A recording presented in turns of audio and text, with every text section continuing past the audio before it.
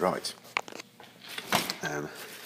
Much to my surprise, when I ordered my 1440 watt 72 volt supposedly 20 amp transformer for my new motors. One motor there, it's on the, that's going to be on the x-axis, this will be the motor plate for the y-axis.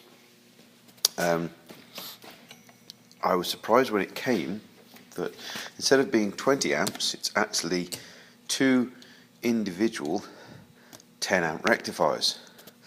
And I've got 3 motors. Oh dear, I said to myself. 3 6 amp motors, technically, roughly 18 amps, 20 amp supply. Can I, now if you look at the contact terminals here, just autofocus into it a little bit. Here you go. Yeah, 2 negatives, 2 positive, obviously, so you could run 2 axes off that one, and same there, I suppose. But I have 3 now.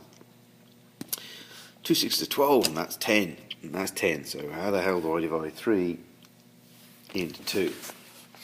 Now, my good mate in the UK has said that I should be able to bridge between here and here to a single point, and then run all the 3 motors off of here.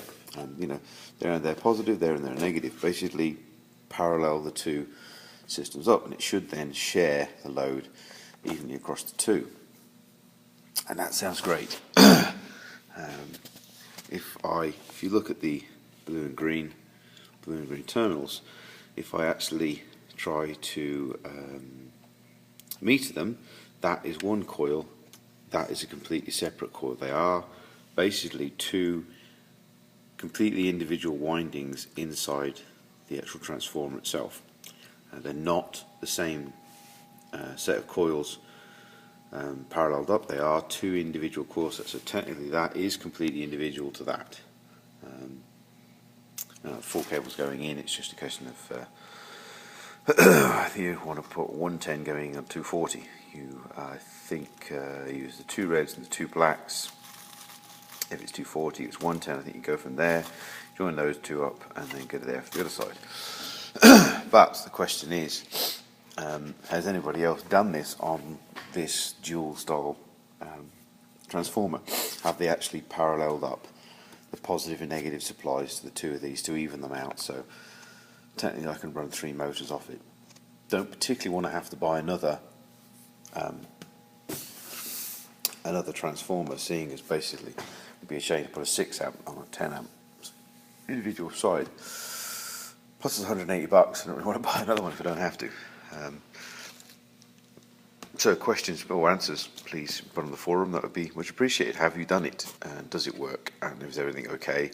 Or did you do it and did it blow up? Which is kind of historically what's happened on occasions.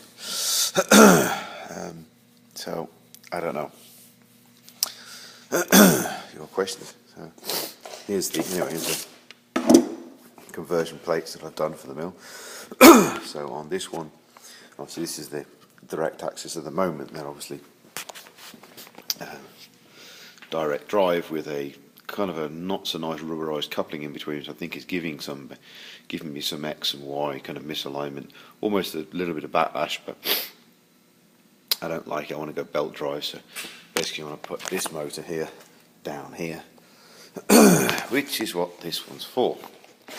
So there's my axis drive. I had some half-inch plate. I bought some 1-inch for the main plate, and I had some half-inch plate, so I've done that. I've done it so I can adjust it 40 millimeters to get me plenty of belt tension. This one's a little bit simpler. I'm actually turning the motor, mounting up against his face and turning the motor around, so basically the motor will be here. There's no need to do an offset, because now the shaft will stick out here for the ball screw, the motor will stick out here, and then I can adjust it again on there. So that's the y-axis plate, and it'll be kind of at that angle. So motor plate's done, piece drilled, motor fits fine there, motor fits fine here. Basically now I just need to sort out the electrical side and make sure I've got everything before that. Oh, I'm waiting for the waiting for the timing pulleys to arrive and the belt. I had to order them in kind of odd sizes. That's 3/4 inch, which really confuses me because the back one is, the back shaft for an encoder is actually 15mm, which is kind of annoying because the cheapest side of encoders is 14mm is the biggest shaft size. So I may have to strip the encoders down yet and actually machine that back, machine that secondary shaft so I can fit a 40mm encoder.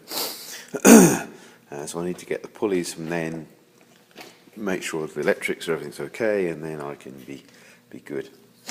Presently, if you look at the connection on the back here, it's just a kind of, you know, crappy rubber grommet and a cable's coming out. So I'm basically making an extension end cap, and I'll screw it onto this back plate. I took the back plate off. I've got plenty of meat to put 4 more screws in the outside edge, and then I'll take the rubber grommet out, fill that up, and have the back plate which is 60mm stuck out. It'll be enough room to put my encoder in, and be also enough room to put the cables into a proper gland fitting, like here said. So as you can see, that's the basic shape of the motor coming out here at the moment. So I just started machine there, but I had to go to work yesterday. So these will be an extended end cap, and you can see by the MaxView program, it's machining out the centre. It's leaving me a flat area surface here because that's where the grommet will, the gland will stick in, and then it's just machining the outside. So I'll start that up in a minute and make some, and finish off those. So that's the question: can I parallel positive and negative this up to make it in basically to one positive and negative supply, and then run all 3 motors into that? Have you done it? If not, etc., etc. Your views on the above. Thank you very much. Speak to you later.